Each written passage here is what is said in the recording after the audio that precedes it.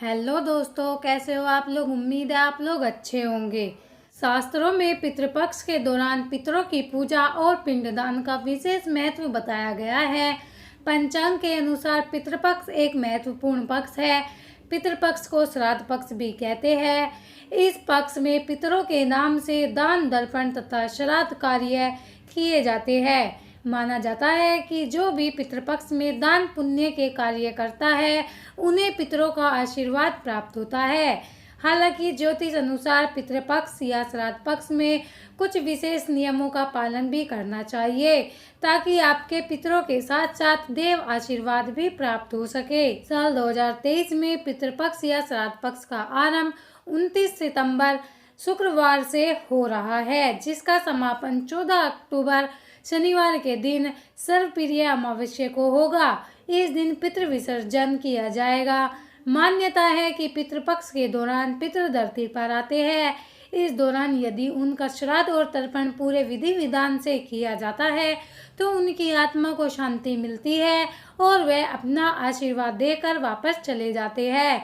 पितरों को समर्पित यह श्राद्ध पूर्णिमा से अमावस्या तक चलता है। यह पक्ष विशेष रूप से पितरों के लिए ही बनाया गया है, इसलिए पितृपक्ष में पितरों का तर्पण और श्राद्ध करने का विशेष महत्व है। इस पक्ष में पितरों के नियमित दान और श्राद्ध कर्म करना बहुत ही शुभ माना जाता है।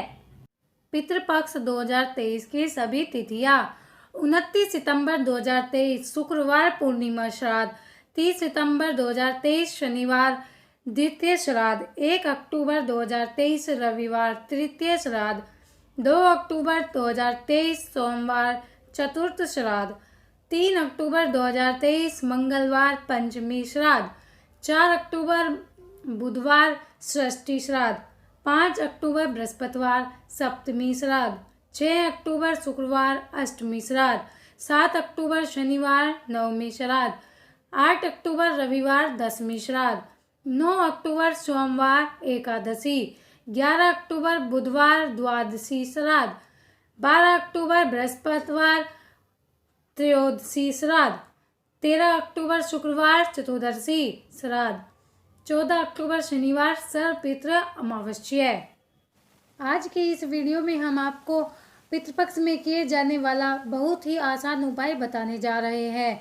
इस उपाय को आप पितृपक्ष में किसी भी दिन कर सकते हैं, लेकिन अगर हो सके तो इस उपाय को पितृपक्ष में रोजाना अवश्य ही करें। इस उपाय को करने से पितृ प्रसन्न होते हैं, पितरों का आशीर्वाद प्राप्त होता है और पितरों के आशीर्वाद से पितृदोष से मुक्ति मिलती है और बिगड़े काम बनने लगते हैं। जीवन में खुशहाली आती है और हर क्षेत्र में सफलता मिलती है। दोस्तों, इस उपाय को सही प्रकार से करने के लिए हमारी वीडियो को अंत तक अवश्य देखिए। आइए जानते हैं इस उपाय के बारे में। दोस्तों, आपको ये उपाय थोड़े से काले तिल से करना है। उपाय करने के लिए सबसे पहले स्नान करके स्वच्छ वस्त्र धारण कर ले। इसके बाद आप एक साफ लोटा ले। आप इसके लिए स्टील का, तांबे का, पीतल का लोटा ले सकते हैं। लोटा लेने के बाद इसमें शुद्ध जल भरे। जल में थोड़ा सा गंगा जल डाले। इस जल में थोड़े से साफ किए हुए काले तिल डालें और थोड़ी सी शक्कर डालें। अगर आपके पास कुशा हो, कुशा की घास, तो थोड़ी सी कुशा की घास भी इसमें अवश्य डालें। अब आपका जल का लोटा तैयार हो गया है। अब आप इस जल के लोटे को खुले स्थान पर लेकर जाए, जैसे कि आप अपने आंगन में, बालकनी में या छत पर लेकर जा सकते हैं। अगर घर पर ऐसी जगह ना हो तो घर के आसपास कोई मंदिर हो या कोई साफ खाली मैदान पड़ा हो तो आप वहां जाए। खुले स्थान पर पहुंचने के बाद अब आप दक्षिण दिशा की तरफ यानी कि साउथ की तरफ मुंह करके खड़े हो जाए। दोस्तों, आपको ऐसे खड़े होना है कि आपका मुख साउथ की तरफ होना चाहिए यानी कि दक्षिण की तरफ, और आपकी पीठ उत्तर की तरफ होनी चाहिए। दोस्तों, शास्त्रों के अनुसार दक्षिण दिशा में पितृलोक है। दक्षिण दिशा के स्वामी पितृदेव है। पितरों का वास दक्षिण में माना जाता है, इसलिए पितरों को प्रसन्न करने के लिए और पितरों का आशीर्वाद प्राप्त करने के लिए दक्षिण दिशा में पितरों को जल चढ़ाना चाहिए। जल चढ़ाने के लिए आप जल के पात्र को अपने दोनों हाथों में अपने सिर तक उठाएं। जब आप इस पात्र से इस जल को पितृदेव को अर्पित करें, जल चढ़ाते समय आप इस मंत्र का जाप करते रहे।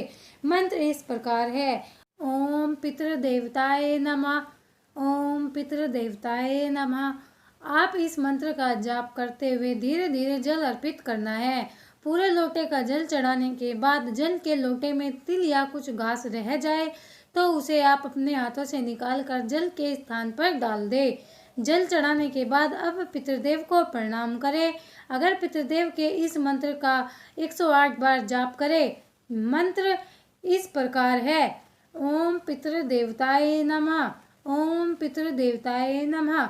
दोस्तों, इस मंत्र का जाप आप खड़े होकर या बैठकर कर सकते हैं। आपने जहाँ जल चढ़ाया है आप इतनी देर रुककर मंत्र का जाप नहीं कर सकते तो पहले पितृदेव को प्रणाम करें और सभी कष्टों, संकटों और पितृदोषों से मुक्ति की प्रार्थना करें।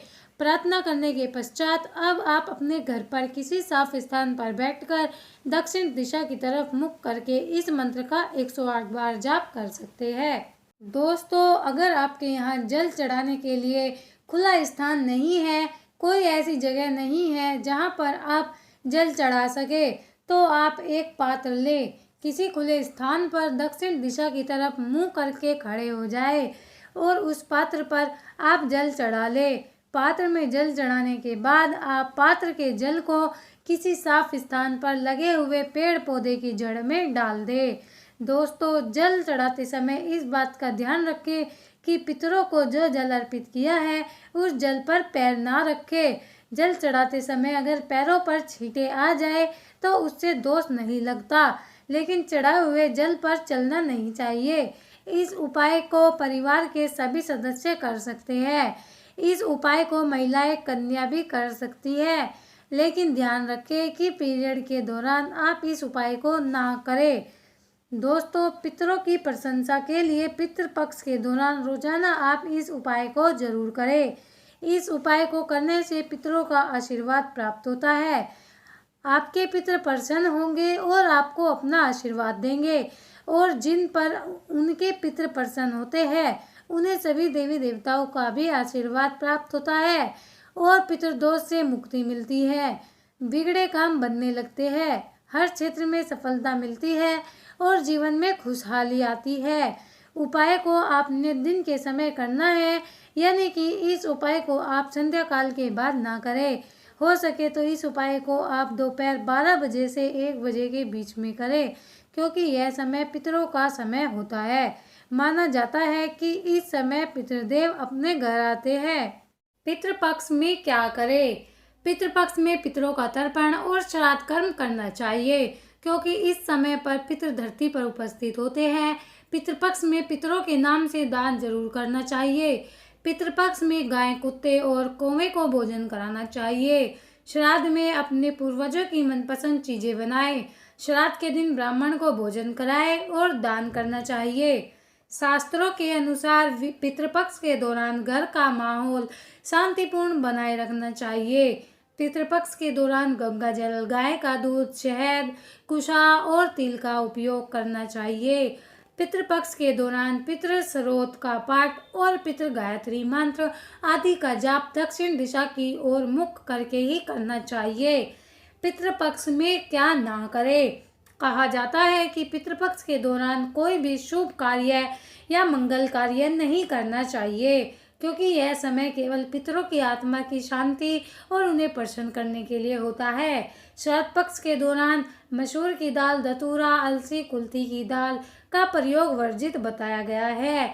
इस दौरान तामसिक भोजन भी ग्रहण नहीं करना चाहिए।